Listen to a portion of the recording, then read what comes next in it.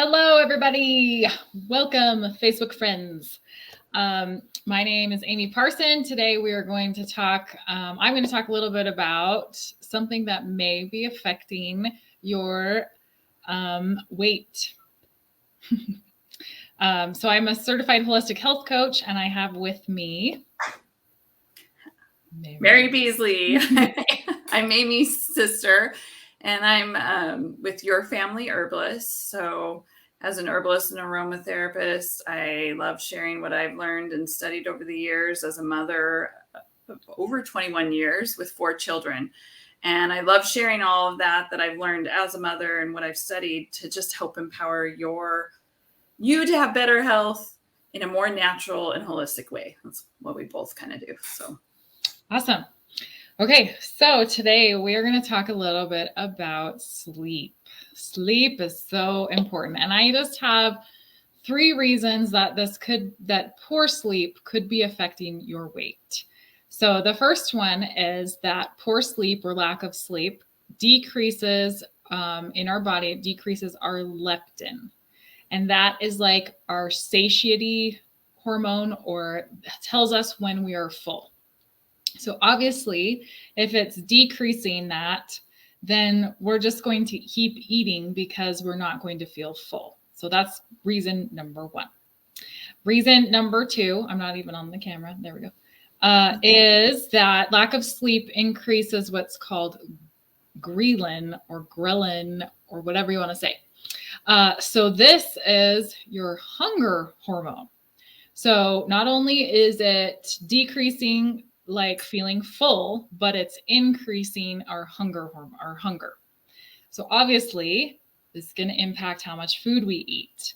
And then reason number 3 is that lack of sleep is going to affect the part of our brain that is in charge of our impulse control. So when you take all 3 of these into consideration, like that's a big deal. So we're going to feel less full. We're going to feel more hunger, and then we're going to have less impulse control. Isn't that crazy? Like, our bodies are amazing when we give them what they need. So get out there and get some good sleep. Some great things to do are to create some routines around sleep, to lower the lights, to reduce screen time, at least an hour and a half before you go to bed, but create some sort of routine that helps you to settle down and get ready for sleep. In the future, I'm also going to talk a little bit about sleep and how your gut and your sleep are connected. And I feel like all 3 of these are also connected to your gut in some way. They're going to be influenced by the hormones that are being produced and lots of different things. So that's all I have today. Super fast. I have several more things than you today. Oh, good. Look at that. We matched. Yay. So I'm just going to talk a little bit about things that affect our sleep and how to help it. It overlaps and goes along with what Amy has just said perfectly. Our diet is super important, and I'm married to a bodybuilder, and so he's always taking all sorts of kinds of supplements. And his protein, he takes whey, usually right after a workout, and then before he goes to bed, he takes casein. And he and I were talking about that, how after a workout, your body's just primed to absorb and use up whey immediately. Casein, on the other hand, is a slower absorbing and digesting protein, and so he has always taught me that you take that right before you go to bed, so that throughout the night, it's releasing those, your body's able to absorb those amino acids that it needs to help repair the body. And I think that idea is really important. I try to avoid dairy, and so I don't necessarily use those. But I think with diet, we need to remember what we're eating is affecting our sleep and how much energy our body needs to digest those foods. And the more energy it needs, we're not going to have as good. That's why, that we should stop eating after a certain time, several hours before we go to bed, to just help our body. And I think also any supplements we take, we also need to think of those same principles. The 90 for life that we've talked a lot about, that Amy and I both take. One of them, the Beyond Tangy Tangerine, some people can't take that in the afternoon and sleep well, just because it gives them more energy. And it affects each of us differently. So we need to pay attention to our body and see what is good for our body at this time of day or night.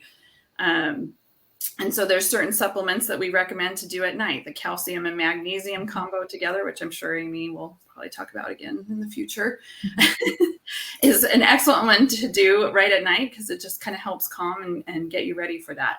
I also think emotions, we need to think, are we watching the news right before we go to bed? How's that affecting us? Are we all worked up emotionally? What can we do to alleviate those emotions? And I think meditation is so important right before bedtime, to just let out the negative and release that. And I think for those that pray, prayer is so important. Like, that's such a great way to just pray right before you go to sleep and let out those emotions. Now, there are essential oils that can help with all of those things.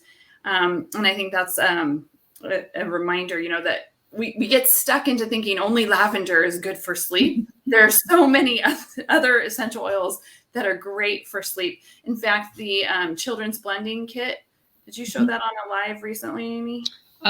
It was in a group. It was in a group. Okay, that you should post about it. Yeah. There's 7 oils in here for children, and 4 of them are specifically listed for sleep support, but all 7 of them actually help, depending, like rose is one that's not listed for sleep support, but it's great for calming the nerves.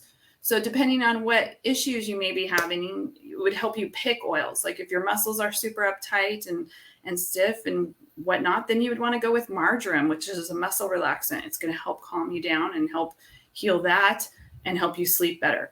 Now, the same thing is sometimes we don't realize, peppermint's great for muscles and aches, and I'm going to use peppermint. Well, peppermint's stimulating. And I think we need to remember that too, because for years I didn't think through that and think, maybe I shouldn't use peppermint right before going to bed.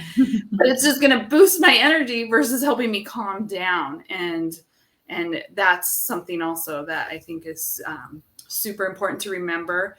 And then we need to dilute the oils. And right before going to bed, for sure, we don't need very, very much. We don't want this concentrated oil, because we don't want our body to have to work so hard to get it through the bloodstream and have that liver being overtaxed, especially at nighttime. But we should be diluting all day long, but especially right before bed. Just use a little bit, or just put it in a water bottle with water and spritz your pillow with whatever oil too, is going to be helpful. So hopefully those are some good tips. If you have specific questions, please, put them down there for us. We love answering questions and helping you. All right. Thanks so much for joining us today, or whenever you join us, and say hi. And we hope that you have a wonderful, health empowered day.